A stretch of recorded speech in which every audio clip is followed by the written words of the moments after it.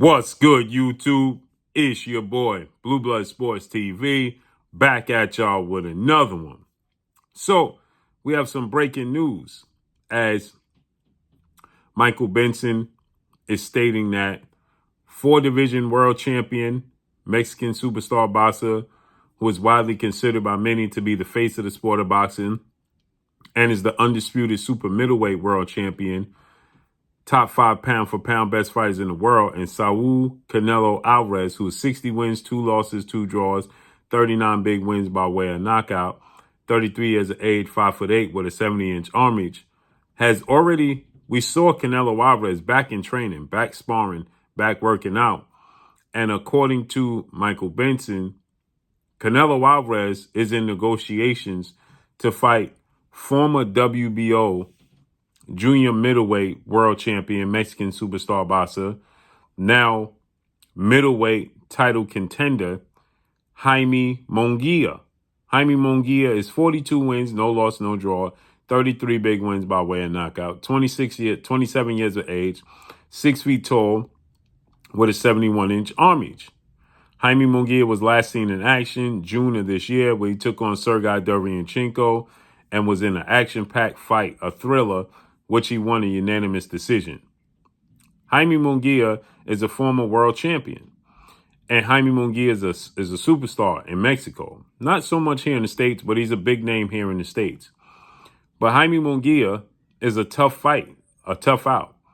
And Canelo Álvarez is coming off of defeating 3-time junior middleweight world champion, former undisputed junior middleweight world champion, but yet still the unified reigning junior middleweight world champion superstar boxer, Jermell Ironman Charlo. That took place September 30th, Las Vegas, Nevada, T-Mobile Arena. Canelo Álvarez dropped Jermell Charlo in the 7th round and won a unanimous decision. It was expected that Canelo Álvarez would face the winner of November 25th Mega Showdown between undefeated 2-time WBC super middleweight world champion, Mexican Ecuadorian superstar boxer, David the Mexican Monster Benavidez. Okay, David Benavidez is 27 wins, no losses, no draws, 23 big wins by way of knockout. He is 26 years of age, 6'2" with a 75-inch arm reach. David Benavidez, the Mexican Monster, who changed his name now because he also represents Ecuador. So he changed his name from the Mexican Monster. But he's going to face off against undefeated 2-division world champion, superstar boxer, Demetrius Boo Boo Andrade. 32 wins, no loss, no draw, 19 wins by way of knockout, 35 years of age, 6 feet tall with a 74-inch arm reach.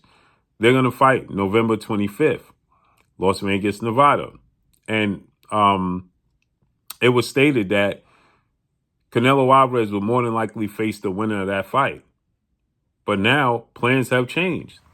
And they're stating that the plan is for Canelo Álvarez to face off against, should David Benavidez be victorious, face off against David Benavidez Mexican Independence Day weekend in September.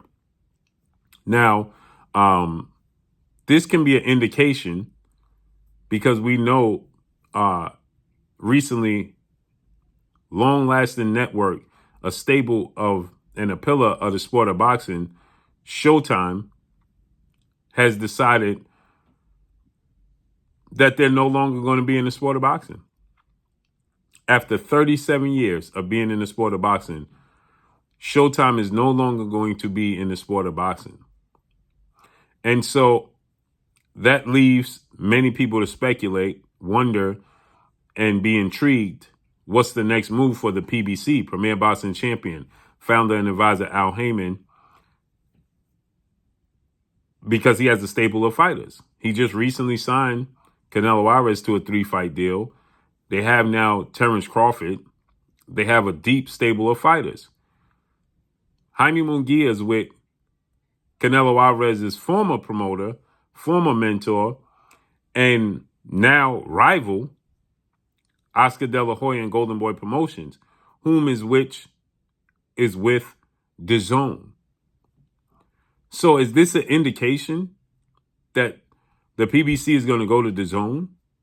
Because There's no way they're going to relinquish the rights to Canelo Álvarez because he's the biggest fighter under their stable. He's the biggest name under their stable. He's the cash cow, arguably the face of the sport of boxing. They're not going to relinquish the rights to Canelo Álvarez and let him go to the zone to fight Jaime Munguia and not be involved some way, somehow. So is this an indication that the PBC plans to make the move to the zone? And when they get settled in, they'll make a massive mega fight with their own fighters, Benavidez and Canelo Álvarez. As it stands right now, Canelo Álvarez, we know, is comfortable with the zone because he left Oscar De La Hoya and Golden Boy Promotions and then went right back to the zone to have multiple fights. So with Matchroom CEO and promoter Eddie Hearn. So he's comfortable with the format, comfortable with the business over in the zone. And right now, Showtime is out the business in in December. December marks the time where they're done in the sport of boxing. So with that said, can this be an indication that they're going to now go to the zone? There's a lot of talks that they can go to Amazon Prime. Who knows? They don't have a boxing format yet. They are in the business of sports now, but they don't have a boxing format. But they have NBA games and NFL games on Amazon now, but they don't have boxing there, right? Not full time. The zone does it full time. So the format is already there. The structure is already there. They deal with Matchroom and Eddie Hearn. They also deal with Golden Boy and Oscar De La Hoya. So the format is there. The structure is there. I like this fight for Canelo Álvarez. It's just not the fight I thought we would see, but I do like Jaime Munguia versus Canelo Álvarez. Jaime Munguia fights at 160, though. There's another fighter coming up in weight to fight Canelo Álvarez. Be it may, it's still a good fight and a big fight for Cinco de Mayo, Mexican Independence Day weekend, May 4th. Still a big fight.